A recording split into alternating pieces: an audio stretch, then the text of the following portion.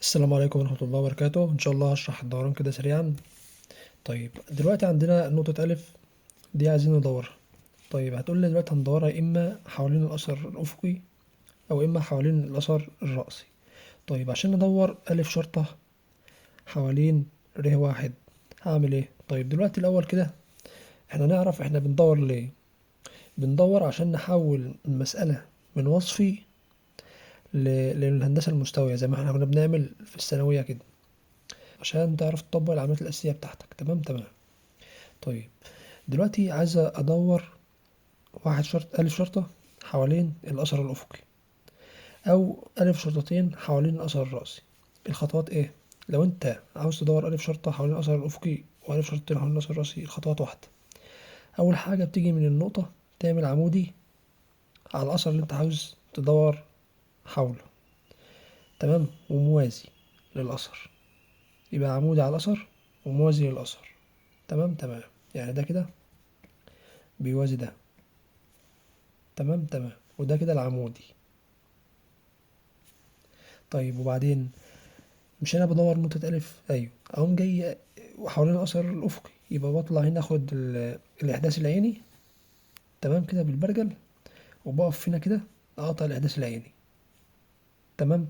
وبعدين أركز هنا بسن البرجل في النقطة اللي هي هنا دي كده، الالتقاء العمودي مع الأثر، وأقف عند النقطة دي كده وأدور. يبقى أنا كده أقدر أجيب ألف دوران. طيب هتقولي مثلا المسألة أنا عايز أدورها حوالين الأثر الرأسي، أعمل إيه؟ أقوم جاي برضو عمود على الأثر، ده كده عمود اهو، وبعدين موازي للأثر. تمام. طيب أنا بدور إيه دلوقتي؟ ألف شرطتين، يبقى أنزل آخد الإحداث الصادي وأوقعه هنا، أقف هنا كده وأوقعه كده، يبقى كده الإحداث الصادي. بعدين أقف عند التقاء العمودي مع الأثر بسن البرجل وأقوم مدور. يبقى أنا كده جبت ألف دوران. يعني كده ألف دوران صح تحت وصح فوق، بس أنت على حسب مسألتك تشوف هتدور حوالين أنه أثر. في ناس بترتاح إنها تدور تحت او فوق، وساعات برضو المسألة بتجبرك ان انت تعمل تحت او فوق. يعني ممكن المسألة تبقى زحمة تحت ما تعرفش، او تبقى زحمة فوق ما فتعملها تحت، فهكذا. طيب تعال نشوف الحالة التانية في الدوران معانا. الحالة دي معانا بتبقى معانا في نقطة في يعني في مسقط للنقطة بيكون على الأثر. يعني مثلا ألف شرطة موجودة على الأثر الأفقي، طيب دورانه هيبقى فين؟ سهلة خالص، هتبقى هي تبقى دي ألف دوران. طيب افترضنا إن النقطة مسقطها الرأسي هو موجود على الأثر الرأسي، يبقى دي به دوران من غير ما تدور بقى يعني عمودي وموازي كده. طب تعالى كده نفترض مثلا عايز اعمل العمودي والموازي، هي نفس الخطوات، ادي كده العمودي وادي كده الموازي هو. اطلع اخد هنا الدلتا عين، اوقعها هنا كده، واقف هنا عند العمودي، الالتقاء هو هنا برضه، فتلاقي هي. يبقى انت اول لما يجي لك النقطة وقع على اثر، اذا كان المسقط الافقي للنقطة او المسقط الرأسي، يبقى هي دورانها من غير ما تدور وتوجع في دماغك. عايز ادور المستقيم ده اعمل ايه؟ اختار اي نقطتين عليه، وليكن مثلا النقطه دي والنقطه دي، واطلع اجيب مسقطهم الرأسي. تمام. دي كده الشرطه ودي كده الشرطتين، شرطه شرطتين. طيب اعمل ايه تاني؟ اطبق عليهم نفس الخطوات اللي انا عملتها هنا في النقطه. كنت بعمل عمودي وموازي، تمام، وبطلع اخد الاحداث العيني اوقعه هنا لو هدور حوالين الاثر الافقي. تمام. طيب هنعمل ايه؟ هنيجي هنا كده هنعمل عمودي على الأثر. عملنا عمود على الأثر ده عشان هدور الأفقي، فكده عملت عمود على الأثر الأفقي، وكذلك عمودي من ده، واجي من هنا كده أعمل موازي للأثر، ومن هنا كده موازي للأثر. تمام. وبعدين واطلع اخد الإحداث العيني للنقطة دي واوقعه هنا، واخد الإحداث العيني للنقطة دي واوقعه هنا، وبعدين اركز بسن البرجل هنا، تمام، واجي من النقطة دي كده بالسن بتاع القلم بقى واقوم مدور، وكذلك اركز بسن البرجل هنا عشان النقطة دي، واقف هنا كده وادور. يبقى انا كده جبت النقطتين. يبقى انا كده قدرت ان انا اجيب لام دوران.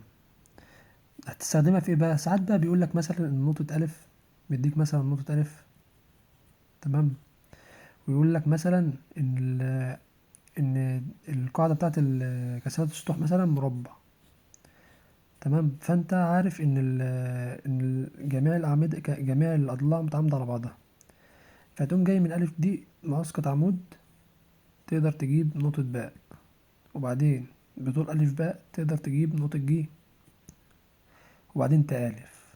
تعالى بقى نشوف آخر حاجة معانا. لو أنا مثلا معايا نقطتين في الدوران وعايز ألف في النقطة اللي أنا جبتها، وليكن مثلا جبت نقطة باء دي في الدوران وعايز ألفها مثلا، أجيب بقى المسقط بتاعها، أعمل إيه؟ أقوم موصل باء دوران بألف دوران، تمام، أو بأي نقطة معلوم مسقطها. هنا أنا النقطة المعلوم مسقطها هي ألف شرطة، تمام.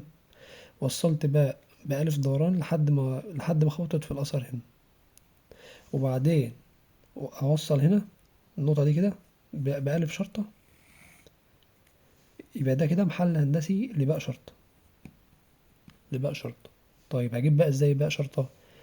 أقوم جاي من هنا عامل عمودي على الأثر بالشكل ده، يبقى أنا جبت باء شرطة.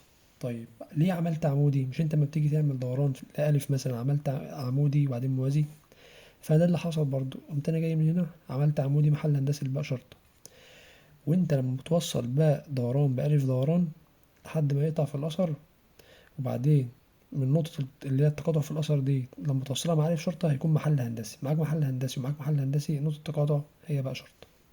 يبقى سريعا بقى كده مراجعة.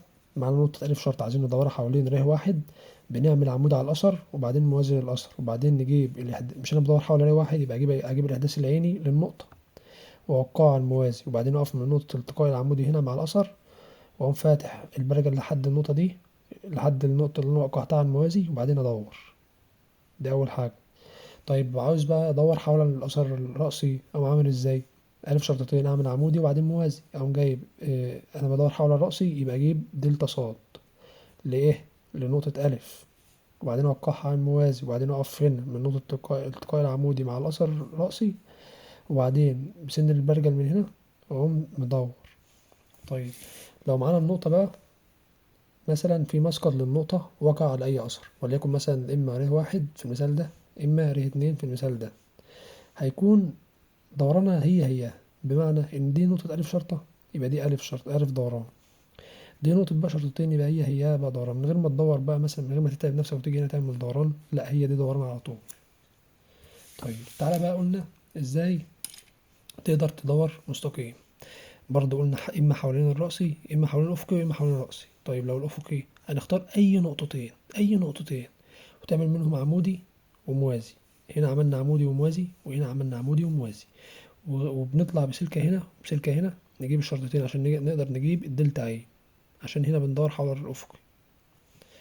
طيب تعالى بقى قلنا لو احنا عاوزين نألف نقطة، معانا مثلا ألف شرطة وجبنا منها ألف دوران، جبنا في الدوران نقطة بقى دوران دي، عايزين بقى نجيب الشرطة منها، نعمل ازاي؟ قلنا أول حاجة بنعمل عمودي من الدوران محل هندسي للشرطة، عشان هنا لما بنيجي ندور بنعمل عمودي فبيكون محل هندسي للدوران والشرطة، فعشان كده عملنا عمودي محل هندسي للشرطة.